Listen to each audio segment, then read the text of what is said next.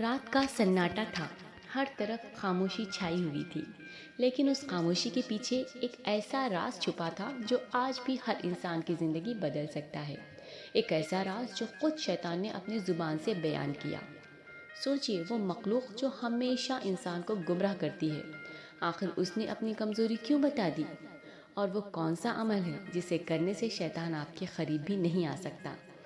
جاننے سے پہلے ویڈیو کو لائک کریں، شیئر کریں اور چینل کو سبسکرائب ضرور کریں۔ یہ صرف ایک واقعہ نہیں، یہ ایک حفاظت کا پیغام ہے۔ یہ واقعہ ہے حضرت ابو ہریرہ رضی اللہ تعالی عنہ کا۔ ایک رات انہیں زکوٰۃ کے مال کی حفاظت کی ذمہ داری دی گئی۔ اندھیرا گہرا ہوتا جا رہا تھا اور ہر لمحہ ایک عجیب سی بے چینی محسوس ہو رہی تھی، جیسے کوئی نظر رکھ رہا ہو۔ اچانک ایک سایہ اندھیرے سے ابھر کر آیا۔ وہ آدمی چپکے سے زکوٰۃ کے مال میں ہاتھ ڈالنے لگا، لیکن اس کا یہ عمل زیادہ دیر چھپ نہ سکا اور حضرت ابو ہریرہ رضی اللہ تعالیٰ عنہ نے اسے پکڑ لیا۔ اس کی آواز کانپ رہی تھی، مجھے چھوڑ دو، میں مجبور ہوں۔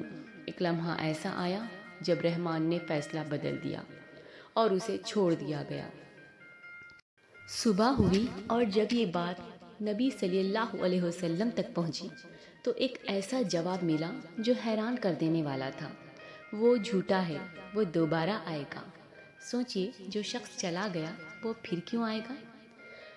پھر رات ہوئی، وہی سناٹا، وہی اندھیرا اور پھر وہی سایہ دوبارہ سامنے آ گیا۔ اس بار بھی اسے پکڑ لیا گیا۔ اس نے پھر وہی کہا، میں مجبور ہوں، مجھے جانے دو، اور پھر اسے چھوڑ دیا گیا۔ تیسری رات، اب فیصلہ ہو چکا تھا، اس بار اسے نہیں چھوڑا جائے گا۔ جب وہ پھر آیا تو اسے مضبوطی سے پکڑ لیا گیا۔ تب اس نے کہا، اگر تم مجھے چھوڑ دو تو میں تمہیں ایک ایسا راز بتاؤں گا جو تمہاری حفاظت کرے گا۔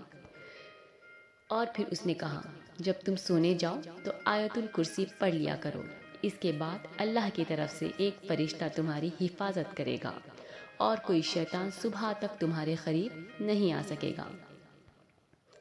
صبح جب یہ بات نبی صلی اللہ علیہ وسلم کو بتائی گئی تو جواب آیا، اس بار اس نے سچ کہا۔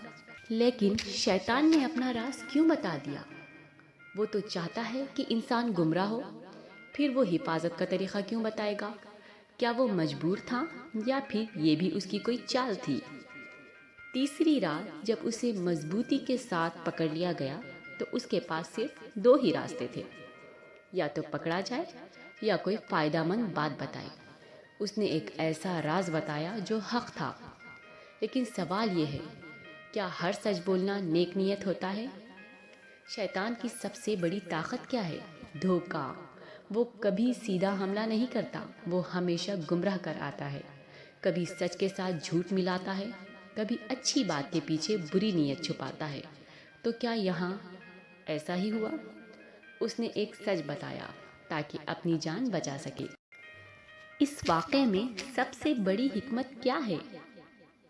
اللہ نے انسان کو حفاظت کا راستہ بتایا، اور یہ راستہ اتنا پاورفل ہے کہ شیطان بھی اسے نہیں جھیل سکتا۔